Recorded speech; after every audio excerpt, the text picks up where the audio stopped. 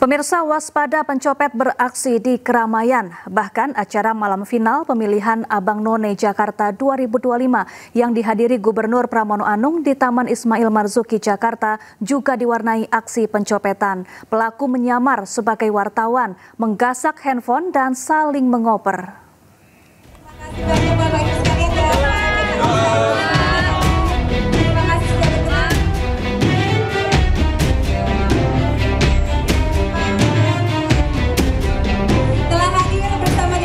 Kedatangan Gubernur Jakarta Pramono Anung dan Wagub Rano Karno di Gedung Geraha Bakti Budaya Taman Ismail Marzuki Menteng, Jakarta Pusat Jumat malam langsung disambut panitia. Kedatangan Pram dan Rano menghadiri malam final pemilihan Abang None Jakarta 2025.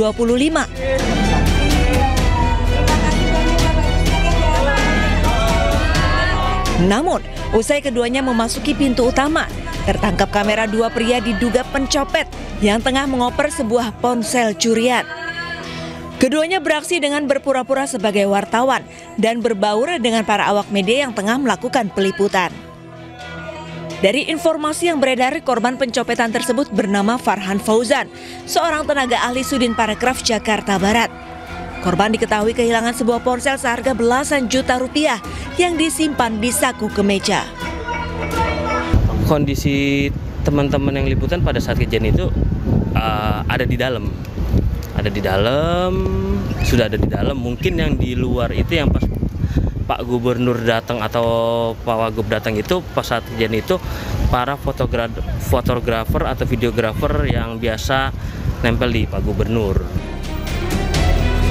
Sayangnya, hingga video tersebut viral di media sosial, korban belum juga membuat laporan ke polisi.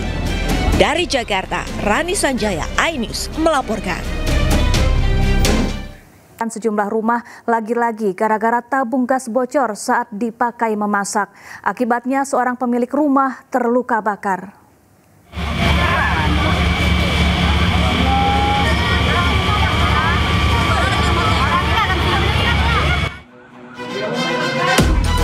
Satu rumah permanen dan rumah semi permanen di Kota Jambi terbakar. Banyaknya material yang mudah terbakar membuat api cepat membesar. Kebakaran diduga akibat kebocoran tabung gas saat pemilik rumah sedang memasak. Seorang pemilik rumah meninggal dunia akibat mengalami luka bakar karena terjebak dalam kebakaran dan langsung dievakuasi warga ke rumah sakit terdekat. Untuk memadamkan api agar tidak merembet ke rumah lainnya, petugas Damkar Kota Jambi menerjunkan 8 unit mobil pemadam ke lokasi kejadian. Ada kemungkinan dugaan yaitu terjadinya kebocoran regulator. Pada saat kita lihat barang bukti itu memang yang bersangkutan sedang menutup regulator itu dengan kain, tapi mungkin tidak dengan kain yang basah, sehingga terjadi perempetan menyambar 3 bedeng di samping rumahnya. Tapi api dapat kita padamkan dengan kurang lebih 2 jam. Saat ini peristiwa kebakaran tersebut dalam penyelidikan pihak kepolisian dengan meminta sejumlah keterangan saksi di lokasi kejadian. Dari Jambi, Adrianus Susandra, iNews melaporkan.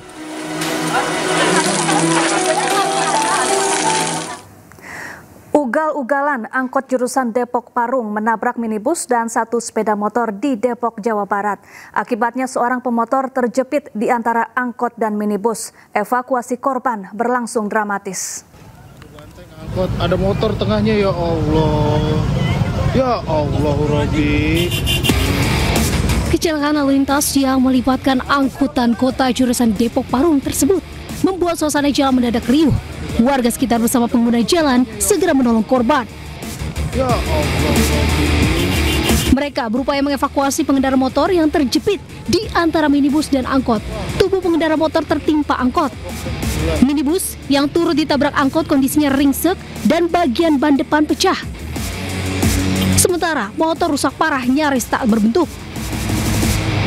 Seorang penumpang mobil pun akui masih syok karena benturan terasa sangat keras. Mobil, tolong ya, berhenti, mobil. Itu ya, motor bantuin. Nah, makin dia nganter saya tuh mobil. Itu motor posisinya belum ditolongin, udah dilindas lagi sama dia. Tergencet dong berarti? Iya.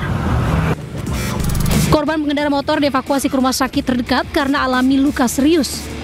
Atas kejadian ini, warga menyoroti banyaknya angkot di Kota Depok yang kondisinya sudah tak layak pakai. Namun belum ada langkah konkret Pemda Depok. Polisi telah olah TKP dan minta keterangan sopir angkot serta para saksi di lokasi untuk mengungkap penyebab kecelakaan. Dari Depok, Jawa Barat, Yung Rizky melaporkan. Seorang kurir di Bekasi, Jawa Barat dianiaya pelanggan dengan senjata tajam saat mengantar paket COD seharga Rp30.000. Pelaku menolak membayar dengan alasan tidak ada uang tunai. Enggak, dulu. Iya, saya belum dibayar. Video ini diambil korban saat mengirim paket kepada seorang warga di wilayah Harapan Jaya, Medan Satria, Kota Bekasi yang membeli barang melalui aplikasi belanja online. Pelaku yang tidak terima ditagih uang COD sebesar Rp30.000 langsung keluar dan menganiaya korban dengan senjata tajam. Akibatnya korban alami luka di bagian tangan dan perut. Peristiwa bermula saat korban mengirim barang pesanan ke rumah pelaku. Saat diminta membayar, pelaku menolak dengan alasan tak ada uang cash. Korban pun sempat menawarkan pembayaran melalui transfer, namun diduga emosi, pelaku mengambil senjata tajam dan menganiaya korban. Ya, ini sudah kita terima laporannya, sudah kita lakukan visum, sudah kita antar visum. Nah, segera terhadap terduga pelaku akan kita lakukan penindakan. Saat ini kasus dugaan penganiayaan disertai kekerasan terhadap kurir paket dalam penanganan petugas Satreskrim Polres Metro Bekasi Kota. Dari Bekasi, Jawa Barat, Rahmat Hidayat, iNews melaporkan. Lagi-lagi gara-gara sengketa lahan, jalan diblokade. Sejumlah warga di Lebak, Banten yang mengaku ahli waris memblokade akses jalan menuju perumahan. Aksi tersebut dipicu sengketa lahan antara ahli waris dan pihak pengembang perumahan yang disebut belum melakukan pembayaran tanah.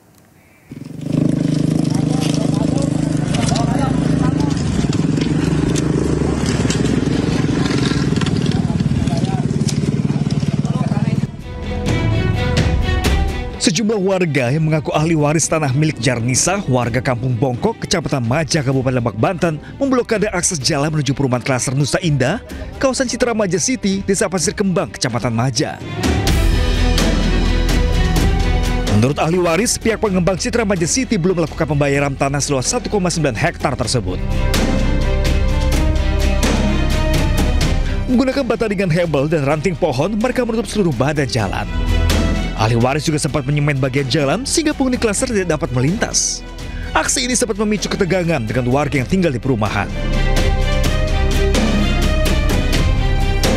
Seluruh wilayah sini itu mulai dari tahun 92 atau 91. Nah, kemudian di sini ada pembebasan tanah dan tanah yang dimiliki oleh Jarnisa, atas nama Jarnisa di Girik 13 nomornya 1322. Belum dilibatkan oleh Parmedian, ya, karena di sini Citra dengan dalih mengakui bahwasanya dia JO dengan Parmedian. Tetapi pada saat itu tahun kemarin saya tanyakan juga seperti apa JO-nya, dari pihak Citra pun tidak bisa memberikan penjelasan. Pihak ahli waris sudah menanyakan sejak tahun lalu ke pihak pengembang, namun hingga saat ini belum ada tanggapan. Blokade jalan akan terus dilakukan dan dijaga siang malam oleh pihak ahli waris sampai tuntutan pembayaran ganti rugi dilakukan oleh pihak pengembang. Dari Lebak, Banten, Iskandar Nasution, iNews melaporkan.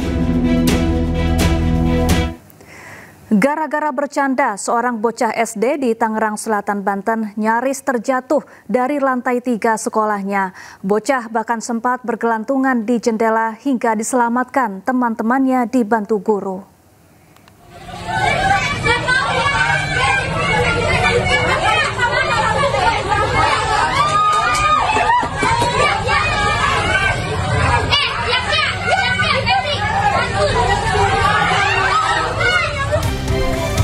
Warga tak sengaja merekam seorang bocah SD yang bergelantungan di jendela kelasnya di lantai 3 Tangerang Selatan, Banten.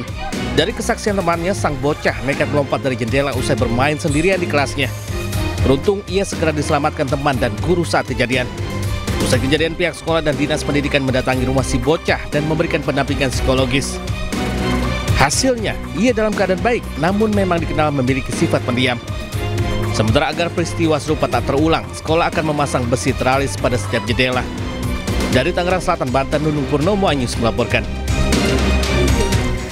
Guru semestinya menjadi pelindung bagi anak di sekolah, namun oknum kepala sekolah SD di Jember, Jawa Timur diduga menganiaya 2 siswanya hingga digeruduk orang tua murid. Penganiayaan terjadi lantaran korban ramai saat guru menjelaskan mata pelajaran agama. Siapa nih gimana? Terus? 2 siswa laki-laki di SD negeri di Jember, Jawa Timur mengadu kepada orang tuanya telah mendapat tindakan kasar dari MK yang tak lain kepala sekolahnya.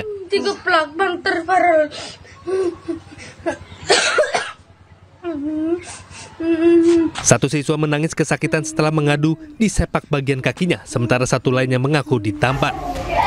Tak terima atas ulah kepala sekolah, beberapa wali murid langsung mendatangi sekolah. Ya apa ini? Setelah mendengar pengakuan dari sejumlah siswa perempuan, kasus ini pun dilaporkan ke Polsek Tempur Rejo dan siswa yang menjadi korban divisum.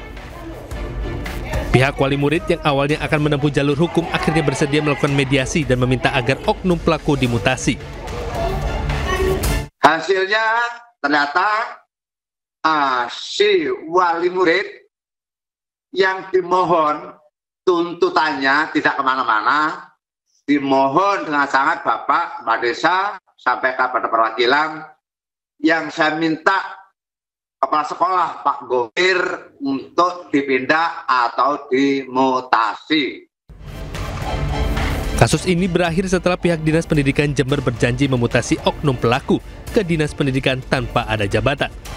Dari Jember, Jawa Timur, Bambang Sugiarto, iNews melaporkan. Kita ke informasi lain pemirsa, libur akhir pekan kali ini kami ajak Anda melihat kemeriahan Dirgantara Fair 2025 yang digelar di Pancoran, Jakarta Selatan. Berbagai acara mulai dari pameran Dirgantara hingga bazar UMKM menjadi daya tarik warga. Berikut laporan Dilami Aulia dan juru kamera Irian Syahwahyudi.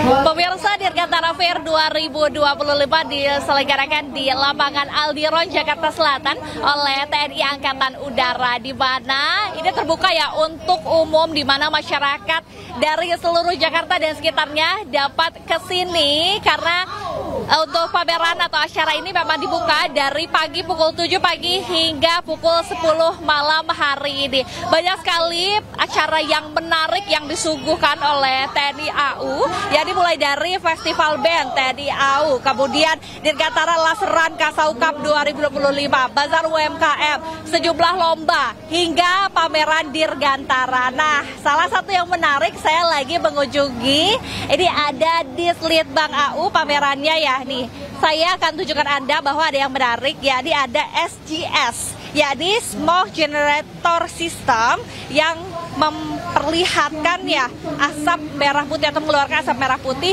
Bahkan ini juga ditampilkan pada 17 Agustus 2025 kemarin. Kemudian ini juga ada namanya bom latih ya, TAG 81 dan 82 yang sudah digunakan dan dioperasionalkan. Selain itu ada yang menarik, ada juga bom timur, suku cadang radar, hingga ada pesawat VTOL untuk drone ya. Menarik sekali pemirsa ya. Ini juga jadi ajang dari TNI AU untuk mendekatkan diri ke masyarakat, dan masyarakat juga bisa mengenal nih apa saja yang dikerjakan oleh TNI AU, terutama sejumlah alat-alat tempurnya juga nih. Kalau Anda mau lihat-lihat, belajar, dan juga liburan, bisa langsung ke sini ke lapangan Aldiron, Jakarta Selatan. Dari Jakarta, Dilami Aulia, Jami Jasin, Irian Syahwahyudi, iNews melaporkan. Hati orang tua mana yang tidak sedih melihat buah hatinya jatuh sakit usai mengonsumsi makan bergizi gratis. Para orang tua pelajar korban keracunan massal MBG di Cipongkor, Bandung Barat masih trauma dan berharap program makan bergizi gratis diperbaiki dan dikaji ulang.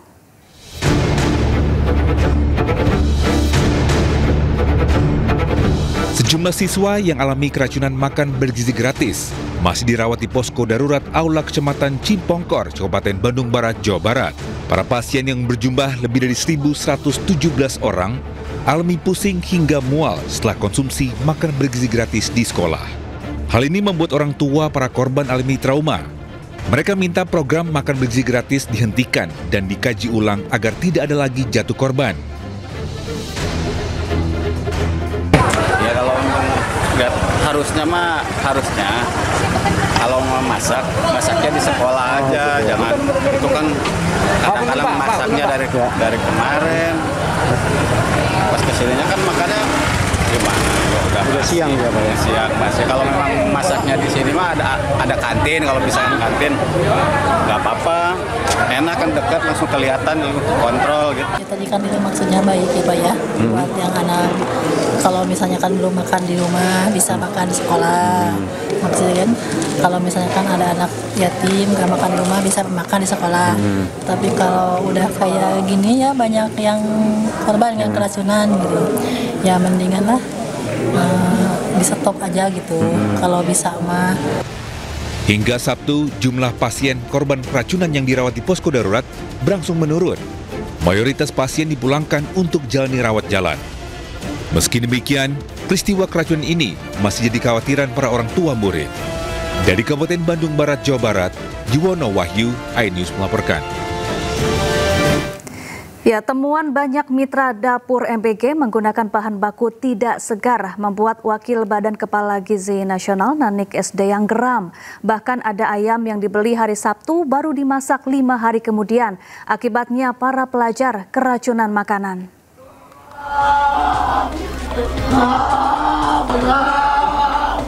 Memasuki hari kelima, korban keracunan akibat makanan bergizi gratis di Kabupaten Bandung Barat sudah mencapai 1.333 orang. Dari hasil pemeriksaan Labkesda Jabar, dari 226 sampel makanan yang diperiksa, ditemukan 8% sampel makanan positif mengandung bakteri Salmonella dan Bacillus cereus. Jenis bakteri itu ditemukan dari makanan yang sudah basi dari olahan nasi dan daging-dagingan. Dari 226 sampel, yang kami dapatkan dari 12 Dinas Kesehatan Kabupaten Kota dan sudah 28 kali frekuensinya. Ini yang paling banyak adalah dari bakteri ya penyebabnya, dan yang mendominasinya adalah Bacillus cereus dan Salmonella penyebab di bakterinya. Baik. Lalu dari pemeriksaan kimianya hasil yang positif adalah dari nitrit. Sejumlah gejala akan timbul akibat mengkonsumsi makanan busuk seperti mual, sakit perut, hingga kejang-kejang dan sesak nafas. Gejala yang juga dialami ribuan siswa di Kabupaten Bandung Barat. Senada Wakil Badan Gizi Nasional Nanik SD yang juga menemukan masih banyak mitra dapur SPPG yang menggunakan bahan baku tidak segar sehingga menyebabkan keracunan pada pelajar. Saya juga tidak mentolerir bahan baku yang dipakai bila tidak fresh. Karena kejadian di Bandung ini sungguh di luar nalar. Bagaimana bahan baku dalam kondisi tidak fresh, ayam dibeli di hari Sabtu, baru dimasak di hari Rabu. Memang kalau di rumah ya, nggak apa-apa itu 2 ayam kita nyimpennya. Tapi kalau 350 ayam, freezer mana yang kuat menyimpan? Atas kasus keracunan massal, Badan Gizi Nasional sudah menutup 40 mitra dapur MBG yang menyebabkan keracunan para pelajar. Hingga Sabtu, jumlah pasien korban keracunan yang dirawat di posko darurat berangsur menurun, mayoritas pasien dipulangkan untuk jalani rawat jalan. Tim Liputan iNews melaporkan. Ya, sebagian besar kondisi siswa yang keracunan membaik dan telah diperbolehkan pulang serta tidak ada kasus baru. Status kejadian luar biasa atau KLB keracunan makan bergizi gratis di Kabupaten Bandung Barat, Jawa Barat resmi dicabut. Jumlah kasus 1.315 orang, pasien sudah pulang atau sembuh 1.241 orang, yang masih dirawat 74 orang. Alhamdulillah, kondisi pasien yang masih dirawat menunjukkan progres kesembuhan yang baik. Berdasarkan analisis epidemiologi, penghentian distribusi makanan dari dapur yang diduga bermasalah, langkah penanggulangan yang sudah dilakukan, angka kesembuhan pasien, serta tidak ditemukannya kasus baru, maka status KLB atau kejadian luar biasa resmi kami hentikan. Fokus kami saat ini yaitu memastikan seluruh pasien pulih, sehat, dan segera bisa kembali ke rumah masing-masing. Sementara itu beredar di media sosial surat perjanjian kerjasama antara Satuan Pelayanan Pemenuhan Gizi atau SPPG dan penerima manfaat program makan bergizi gratis di Bintan, Kepulauan Riau. Isi surat tersebut meminta sekolah merahasiakan jika terjadi keracunan.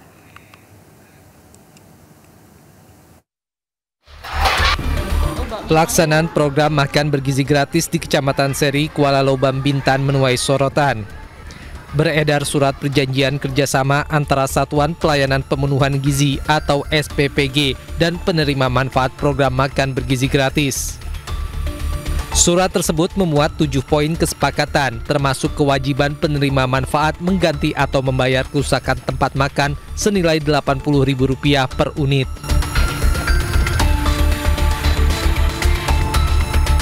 Poin lain yang juga menuai sorotan adalah klausul penerima manfaat yang diminta menjaga kerahasiaan jika terjadi kejadian luar biasa seperti keracunan atau kondisi yang dapat mengganggu kelancaran program.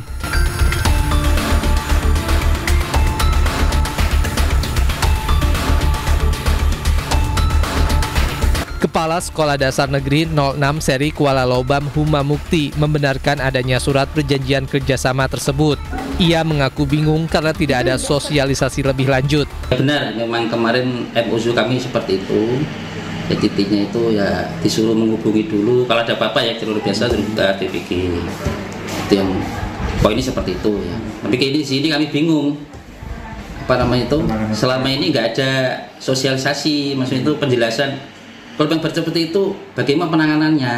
Apakah SPPG itu orang kesehatan? Nah, tidak, itu malah telepon nunggu lama waktunya. Ini padahal ini anak dah kejang-kejang umpama gitu ya. Sementara itu, tim iNews sudah menghubungi pihak SPPG Seri Kuala Lobam, namun hingga kini belum memberikan keterangan terkait surat perjanjian yang viral tersebut. Dari Kabupaten Bintan, Kepulauan Riau, Zuprianto, iNews melaporkan.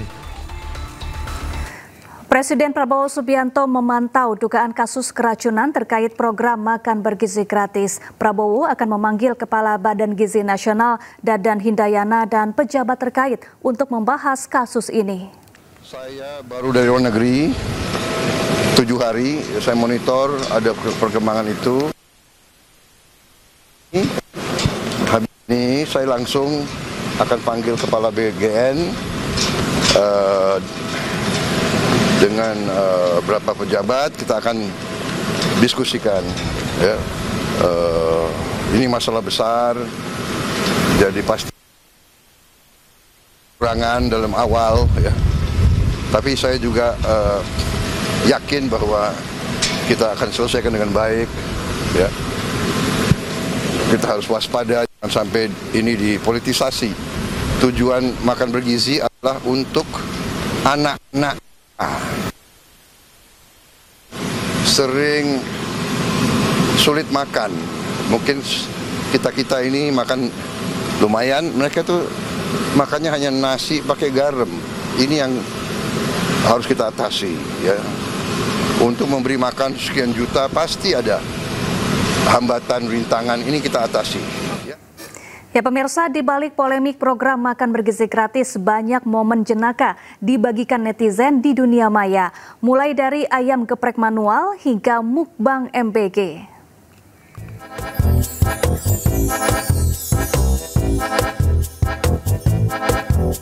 Video viral ini merekam sekelompok pelajar menerima makan bergizi gratis dengan menu ayam geprek. Namun tak sesuai harapan, ketika dibuka ternyata ayam masih utuh. Tak pikir panjang, pelajar tersebut mengayunkan pukulan dan seketika ayam utuh memenuhi takdirnya menjadi ayam geprek nan paripurna.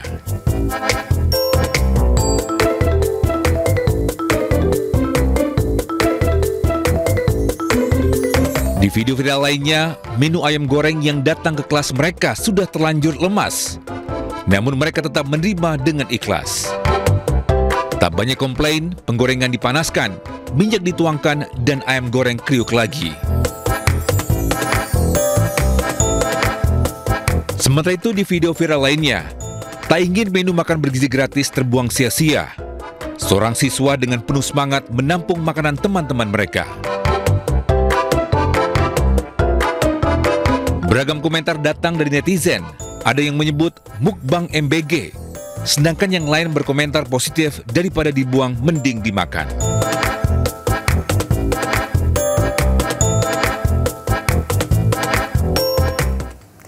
Kita beralih ke informasi lain pemirsa, usai 2 bulan kematian suaminya, Meta Ayu Puspitantri, istri diplomat Kemenlu Arya Daru Pangayunan, akhirnya muncul ke publik. Sang istri minta keadilan pada Presiden Prabowo dan Kapolri usut kematian suaminya secara transparan.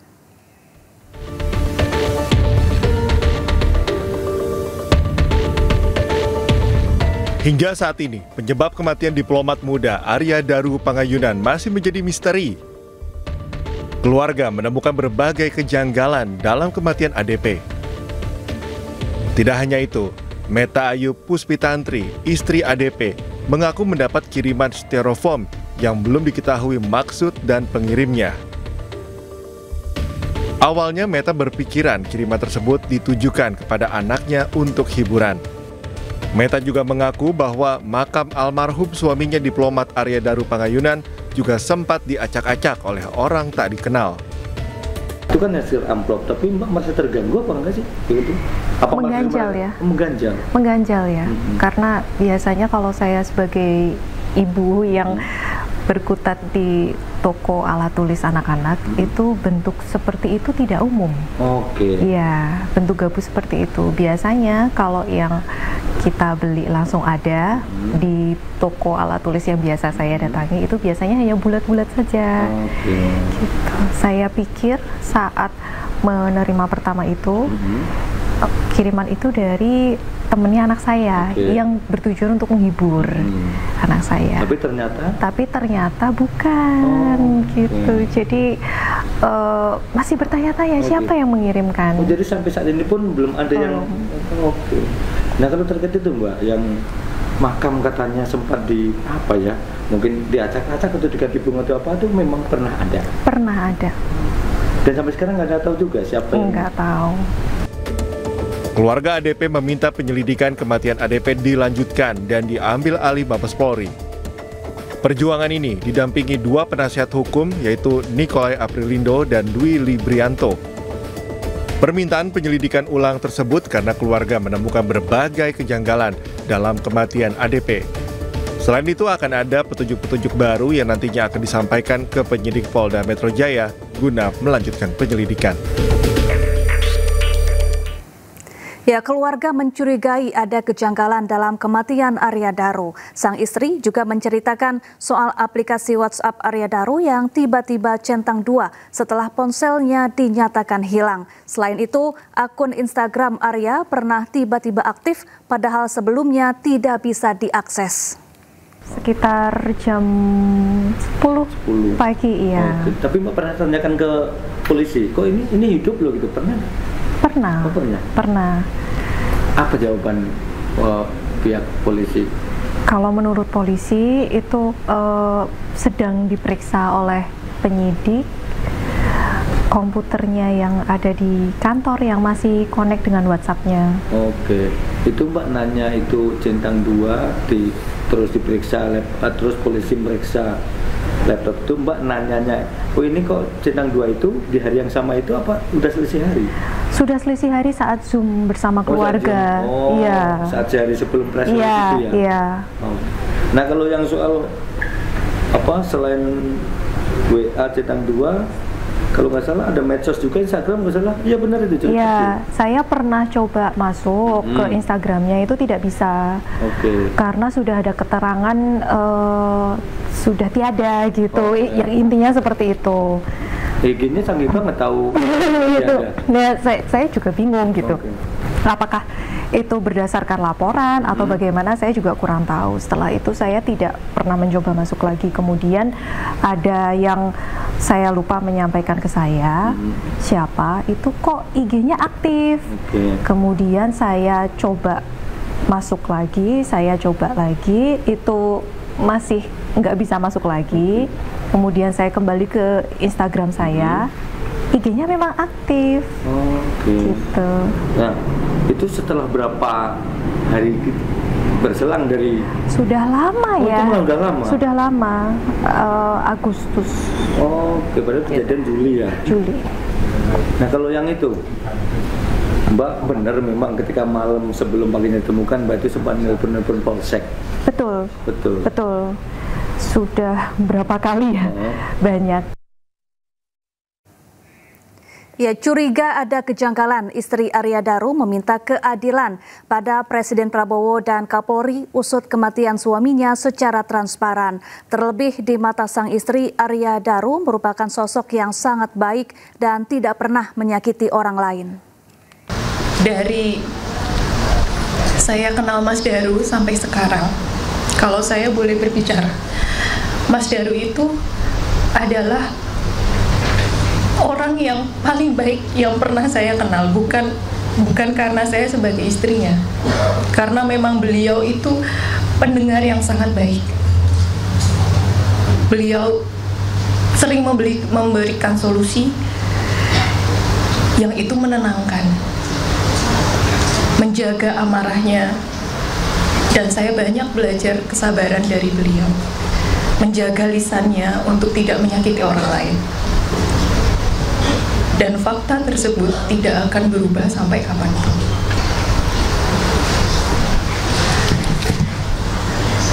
Kepada Bapak Presiden, kepada Bapak Kapolri dan Bapak Menlu,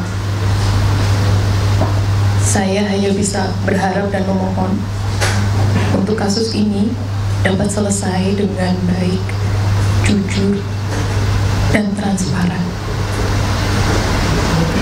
Sebegitu berharganya Mas Daru bagi saya, bagi anak-anak, bagi orang tua, bagi keluarga, dan saya sangat meyakini bagi teman-teman yang pernah berinteraksi langsung dengan Mas Daru secara tulus pasti merasakan kebaikan beliau. Muktamar ke-10 Partai Persatuan Pembangunan di Ancol, Jakarta Utara diwarnai kericuhan. Dua kelompok kader yang mendukung perubahan dan kelompok yang mendukung berkelanjutan terlibat adu jotos.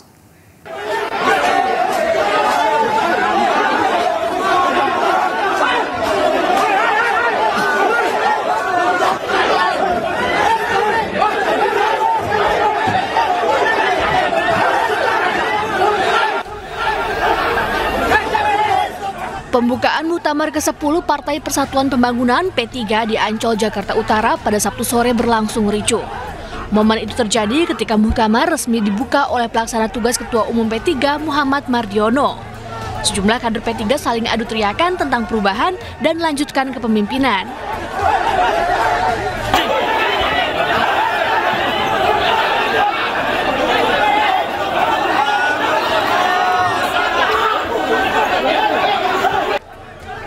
Kericuhan terjadi lagi ketika PLT Ketua Umum Muhammad Mardiono tengah melangsungkan sesi wawancara dengan media. Sejumlah kader di belakang barisan media tiba-tiba berteriak perubahan. Sontak kader yang bersama Mardiono meminta agar mereka tidak berisik, namun hal ini membuat suasana semakin memanas. Sejumlah kader akhirnya terlibat perkelahian.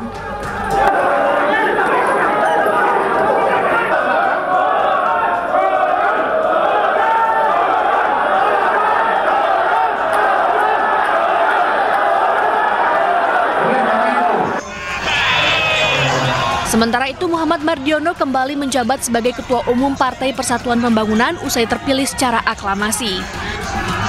Meski sempat diwarnai upaya penghambatan dari kelompok yang berseberangan, namun pimpinan sidang tetap melanjutkan proses pemilihan sesuai dengan anggaran dasar dan ketentuan rumah tangga partai.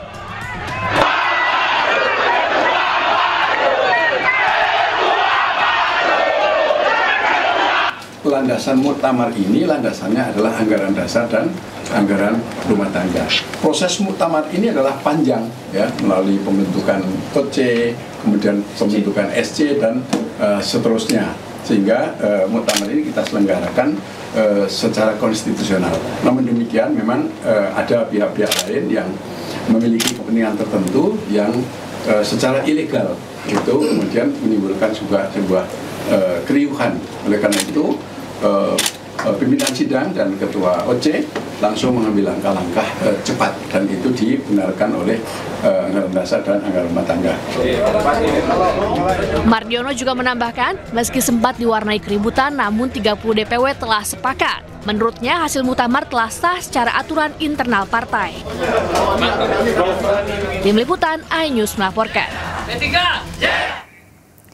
Pemirsa, kreator konten yang juga sebagai CEO Malaka Project Ferry Irwandi dilaporkan ke Polda Sumatera Utara oleh Hera Enika Lubis. Ferry dilaporkan atas dugaan pencemaran nama baik.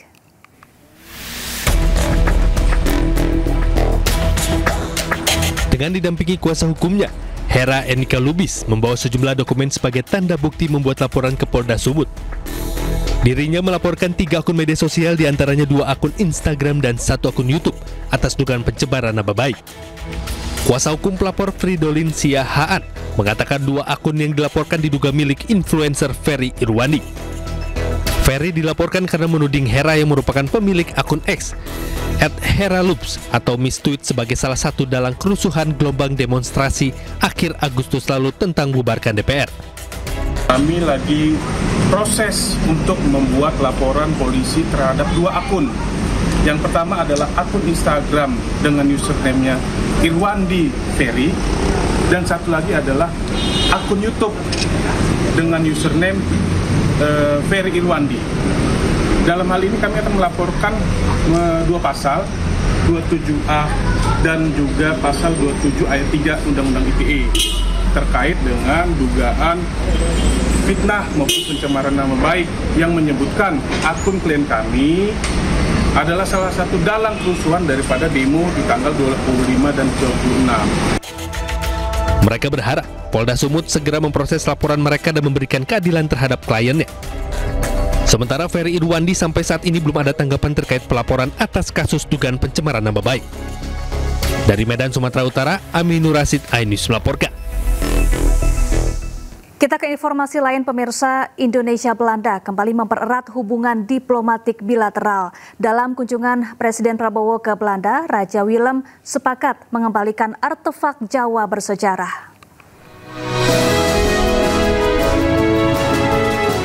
Presiden Prabowo Subianto melakukan pertemuan penting bersama Raja Willem Alexander dan Ratu Maxima di Istana Huis-ten-Bosch di Den Haag, Belanda, Jumat waktu setempat. Dalam pertemuan para pemimpin 2 negara ini, mereka berkomitmen mempererat hubungan diplomatik bilateral. Raja dan Ratu sepakat akan mengembalikan 30.000 benda dan artefak Jawa bersejarah, serta fosil dan dokumen milik Indonesia. Nantinya pengembalian benda bersejarah ini akan ditindaklanjuti Menteri Kebudayaan. Ya, Presiden Prabowo Subianto tiba di tanah air usai melakukan kunjungan kenegaraan ke 4 negara.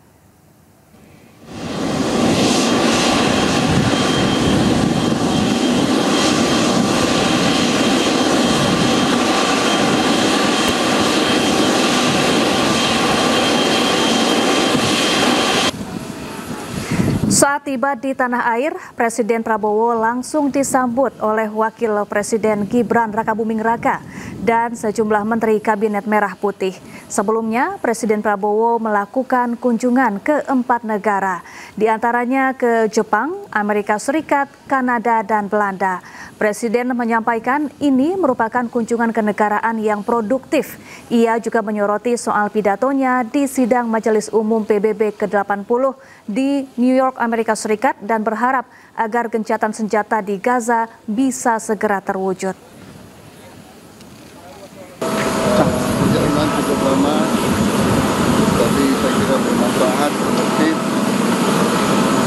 Kita bisa dengan baik. Salam audio, salam. Pertemuan PBB sangat produktif. Saya kira juga pesan-pesan yang saya sampaikan dalam sambutan saya di PBB juga diterima dengan positif oleh banyak pemimpin. Saya penuh harapan mungkin kali ini bisa tercapai terobosan, ya, khususnya di persoalan Palestina, Gaza. Mudah-mudahan terobosan dalam beberapa hari ini. Ya, kita berdoa. Saya lihat ada itikat baik dari banyak pihak. Kita segera butuh gencatan senjata untuk rakyat Gaza dan penyelesaian yang substantif. Jadi saya kira alhamdulillah kunjungan saya bawa manfaat. Di Belanda saya diterima dengan sangat baik oleh Raja, dan Belanda mengembalikan 30.000 artefak, 30.000 item yang mereka bawa dari Indonesia dikembalikan ke kita. Saya kira itikat baik dari Belanda, ingin pelihara hubungan baik dengan kita. Kemudian Ratu juga ternyata seorang ahli keuangan dan akan ke sini tanggal 25 November untuk diskusi sama ahli-ahli keuangan kita.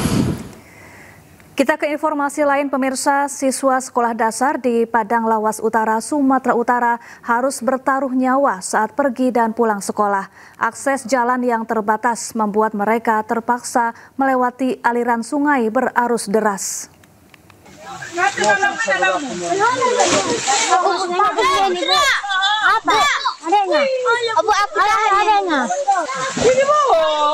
Jangan cepat. Sebuah video memperlihatkan kondisi para siswa dan guru harus melewati sungai berarus deras sambil berenang yang hanya dibantu dengan sutas tali terikat dari kedua tepi sungai viral di media sosial. Peristiwa ini terjadi di Desa Simaningkir, Kecamatan Dolok Sigompulon, Padang Lawas Utara, Sumatera Utara. Sudah menjadi pemandangan sehari-hari, bahkan kondisi seperti ini sudah terjadi puluhan tahun karena desa mereka memiliki infrastruktur jalan yang buruk dan tak ada jembatan. Dari sekolah nggak bisa lewat karena sungainya besar, hujan, mohon dukungannya ya untuk bikin jembatan. Ironisnya, harapan warga untuk mendapatkan fasilitas jalan dan jembatan yang memadai ternyata harus pupus lantaran Pemprov Sumatera Utara membatalkan proyek pembangunan jalan di wilayah ini lantaran masih jadi sorotan hukum pasca OTT KPK kasus suap yang melibatkan mantan Kadis PU Topan Ginting. Menjawab keresahan warga, Pemkab Padang Lawas Utara langsung bertindak membangun jembatan sementara dari Batang Kelapa. Jembatan Batang Kelapa hanya bersifat darurat karena pihaknya akan menyiapkan jembatan permanen pada tahap selanjutnya. Pemkab juga memastikan keselamatan warga menjadi prioritas, terutama bagi para siswa yang berjuang menuntut ilmu. Akan membangun titik atau kambing lah istilahnya. Jangan sampai anak kita menjadi korban, karena ada katanya ladang kebun, ladang bidang, ada anak warga kita yang bekerja di situ sekitar berapa orang memang bersekolah ke Simaningkir. Berapa orang pun mau 3 orang itu tetap harus kita jaga keselamatannya. Sebelumnya, tidak ada jembatan membuat para siswa bertaruh nyawa mengarungi sungai berarus deras akibat diguyur hujan.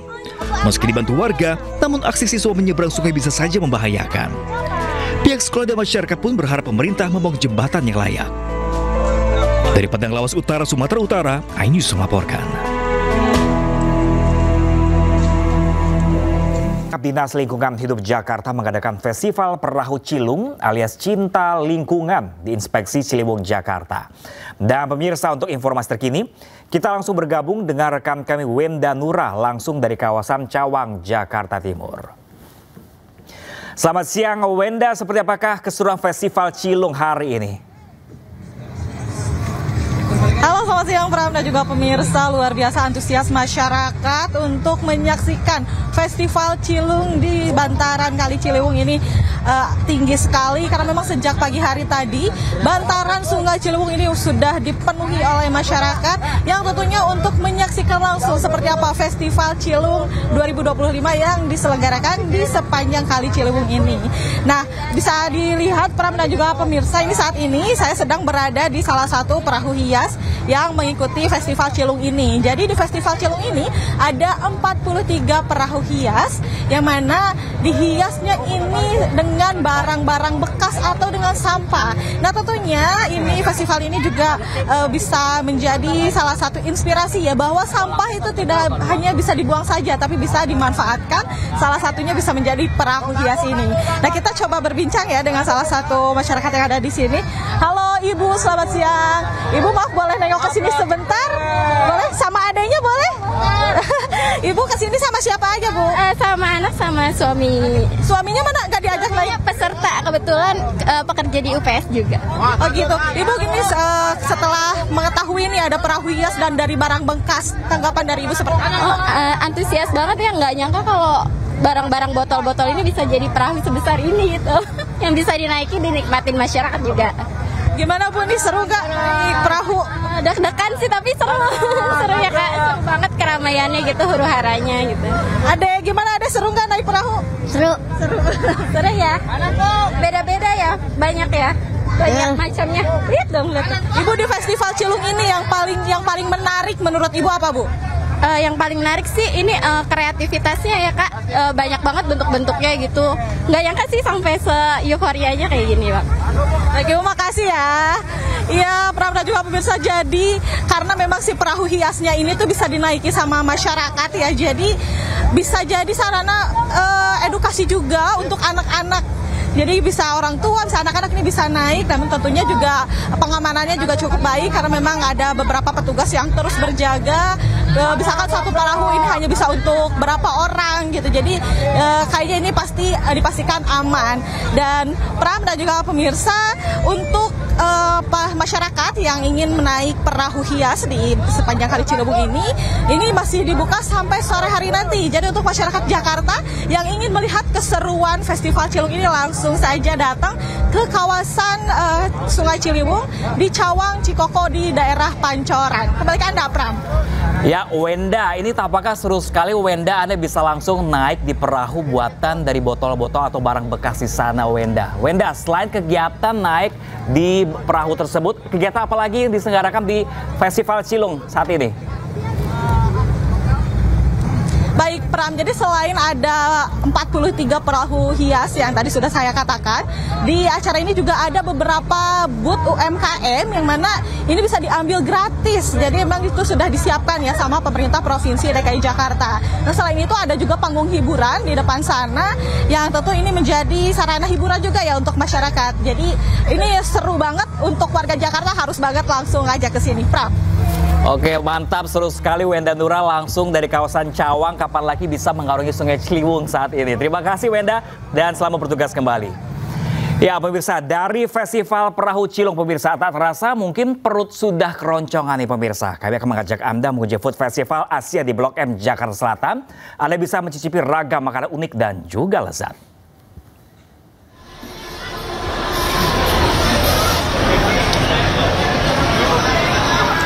Berbagai kuliner lezat dari berbagai negara seperti Jepang, Vietnam, dan Korea tersaji di Food Festival Asia di Blok M Jakarta Selatan. Food Festival ini akan terus berlangsung hingga 12 Oktober 2025. Dibuka setiap hari mulai dari pukul 10 pagi hingga 10 malam waktu Indonesia bagian Barat. Dan pada akhir pekan kali ini, Food Festival ini akan buka lebih lama, yakni hingga pukul 11 malam nanti pemirsa.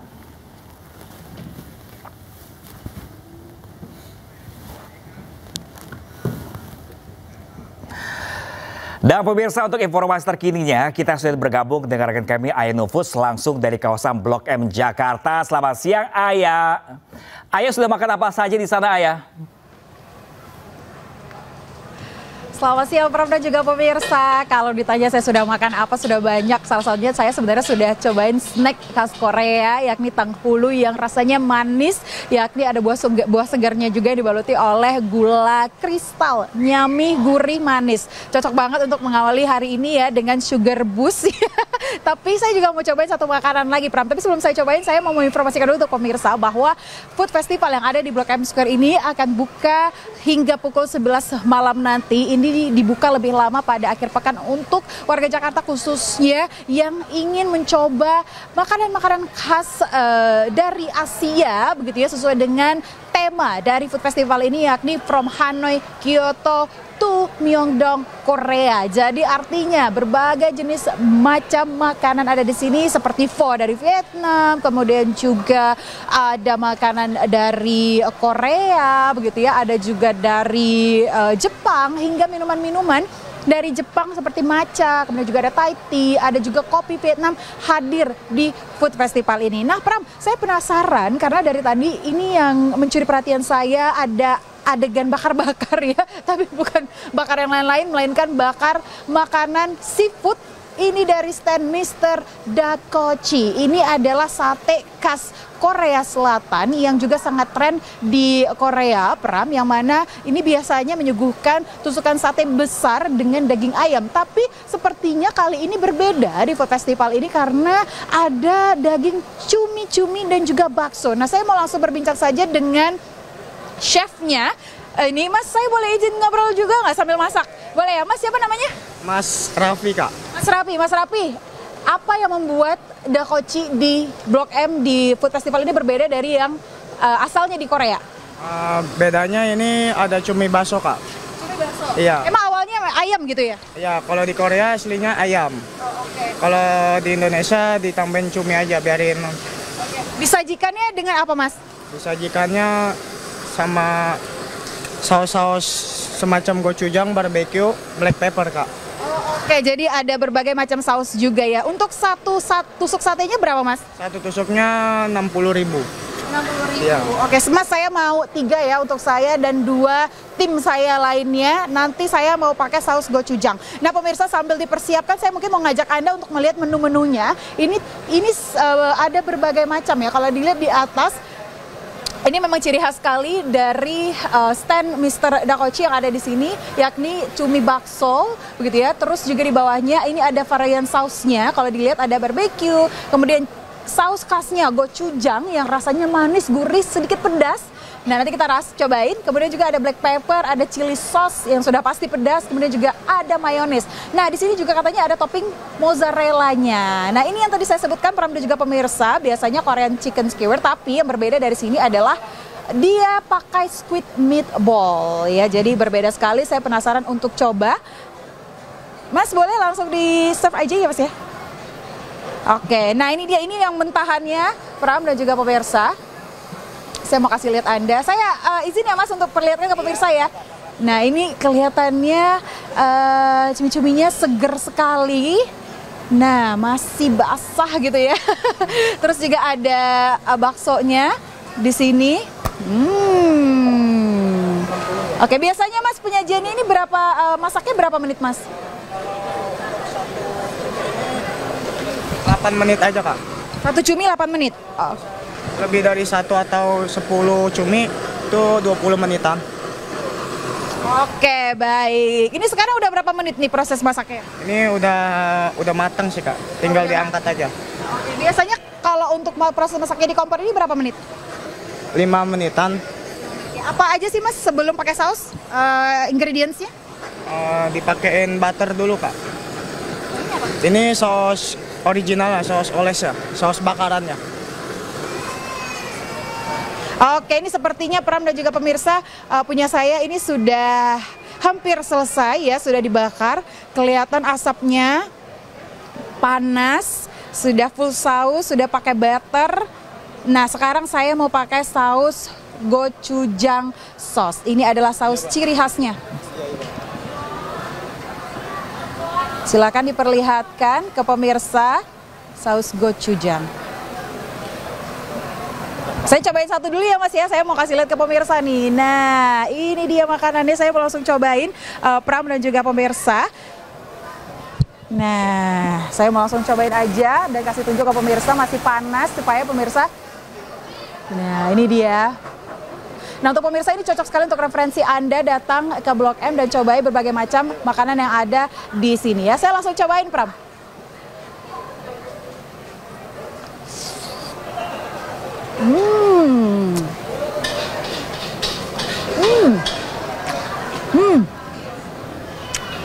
Ini sausnya berasa banget ya. Dan rasanya ada pedas, manis, gurih. Dan yang paling penting adalah dagingnya segar sekali. Nah, Pram, giliran Anda ke sini. Ya, cukup Ayah laporannya, Anda berhasil membuat saya ngiler mungkin pemirsa. Dan Ayah setelah liputan di sana pulang-pulang harus olahraga lagi ya. Terima kasih dan selamat bertugas kembali. Ya pemirsa, akhir pekan kali ini kami juga mengajak Anda melihat keseruan ratusan anak mengikuti lomba balap sepeda tanpa pedal atau push bike yang digelar di Surabaya, Jawa Timur. Berikut liputannya.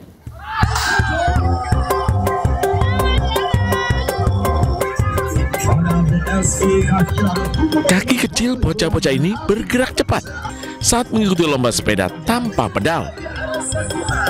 Ya, total 325 anak asal Jawa Timur dan Kalimantan bersaing ketat dalam balap push bike seri pertama yang digelar di Surabaya. Ratusan peserta berusia 2 hingga 8 tahun ini memperebutkan posisi 5 terbaik di setiap seri. Lari itu sebagai ibunya olahraga. Nah, dengan adanya sepeda, anak-anak bisa mengapresiasi dirinya sendiri untuk bisa menjadi pemenang istilahnya di situ, berani berjuang sejak dini dan berani berusaha untuk menyelesaikan tugasnya. Nantinya 5 pembalap terbaik dalam seri pertama ini akan mengikuti balap push bike tingkat nasional di Yogyakarta Februari tahun depan. Dari Surabaya, Jawa Timur, Yuda Prawira, iNews melaporkan. Udara Israel menghantam bangunan tempat tinggal di kawasan Al-Rimal, Gaza, Palestina. Setidaknya ada 2 korban tewas, puluhan orang terluka dan beberapa orang hilang akibat tertimbun reruntuhan.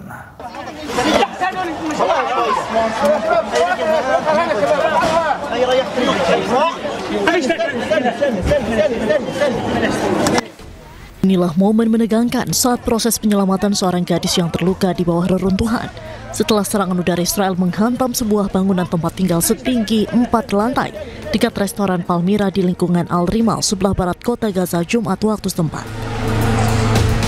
Rekaman menunjukkan para medis mengevakuasi wanita dan anak-anak yang terluka. Ambulans pun dikerahkan di seluruh area, sementara petugas pertahanan sipil melakukan pencarian di antara puing-puing bangunan yang hancur. Setidaknya 2 orang tewas dalam serangan tersebut, termasuk seorang gadis. Puluhan orang terluka dan sejumlah orang dilaporkan hilang akibat tertimbun reruntuhan. Dalam kejadian ini, petugas berhasil mengevakuasi seorang ibu yang sedang hamil 9 bulan. هذا منزل في حي الرمال بالقرب من مطعم بالميرا تم استهدافه من قبل الطيران الحربي. المنزل مكون من 4 طبقات، هناك العديد من الشهداء والمفقودين. طواقم الدفاع المدني تعمل على إنقاذ المصابين وإخراج جثامين الشهداء من تحت الأنقاض. Sebelumnya, juru bicara IDF Avichai Adrai memperingatkan warga tentang akan adanya serangan terhadap blok-blok perumahan tertentu di area pelabuhan Gaza dan lingkungan Al-Rimal. Diketahui operasi militer Israel di Gaza kini telah menewaskan 65.549 warga Palestina dan melukai sebanyak 167.518 orang.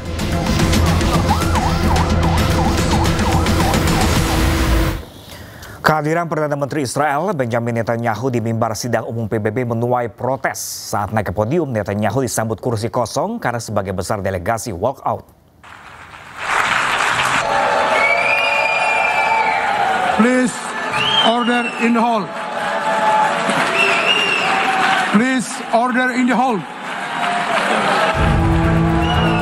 Kehadiran Perdana Menteri Israel Benjamin Netanyahu di mimbar sidang Majelis Umum ke-80 PBB di New York, Amerika Serikat diwarnai aksi walkout oleh para delegasi. Awalnya, kehadiran Perdana Menteri Israel disambut tepuk tangan oleh delegasi yang hadir. Namun begitu Netanyahu naik ke podium, delegasi dari sejumlah negara ramai-ramai keluar ruangan.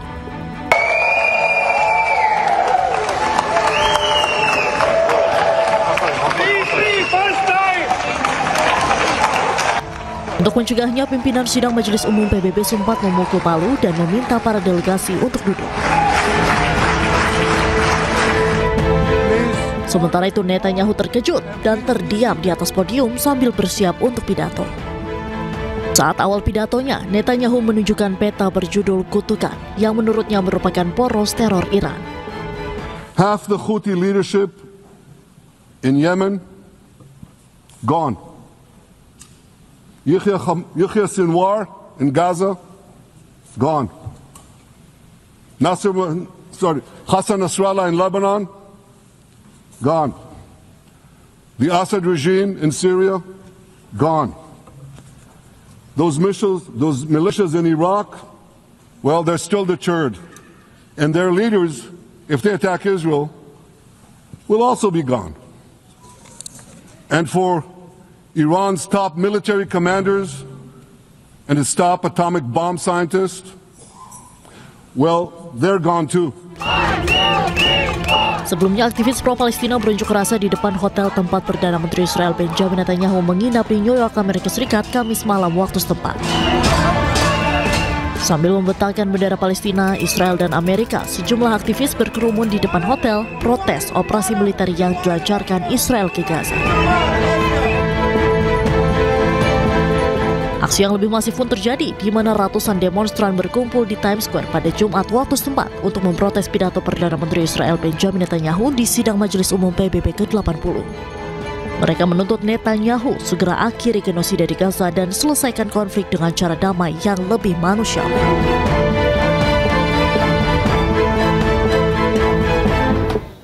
Sementara itu, pemirsa, Presiden Kolombia Gustavo Petro bergabung dengan pengunjuk rasa di New York desak hentikan konflik di Gaza dan tangkap Perdana Menteri Israel Benjamin Netanyahu.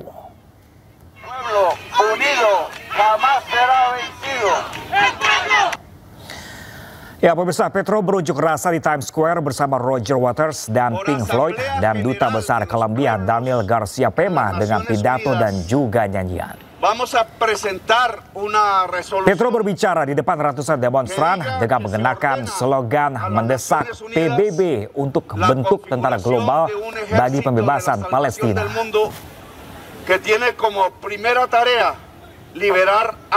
Usai ikut demonstrasi, Presiden Kolombia dikabarkan mendapat sanksi pencabutan visa oleh Amerika Serikat.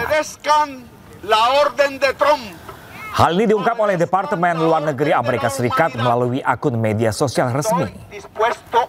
Pemerintah Trump menindak tegas suara-suara pro-Palestina, sementara sejumlah negara Eropa telah mengakui Palestina sebagai negara.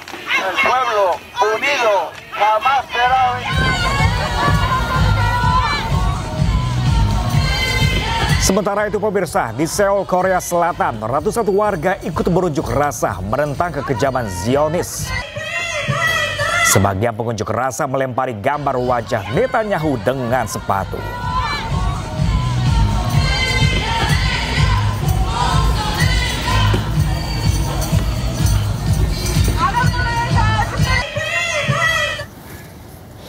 Kita beralih ke informasi lainnya, pemirsa. Aplikasi media sosial yang ramai digunakan di seluruh dunia asal Cina, TikTok, akan dibeli Amerika. Pernyataan ini disampaikan Presiden Amerika dan pejabat Cina dalam sebuah forum dan konferensi pers.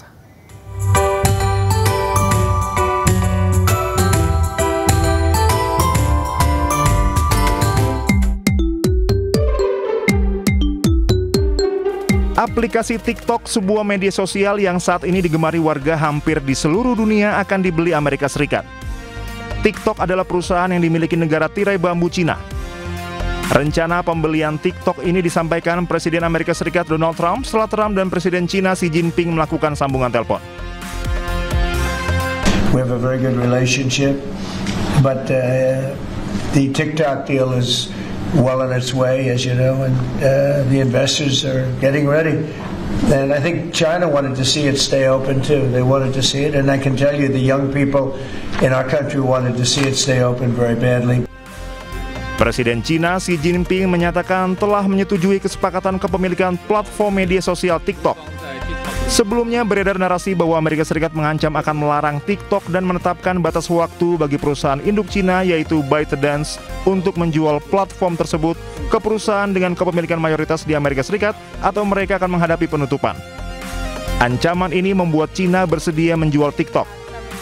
Amerika Serikat menyatakan akan memberikan manfaat ekonomi setelah TikTok dibeli.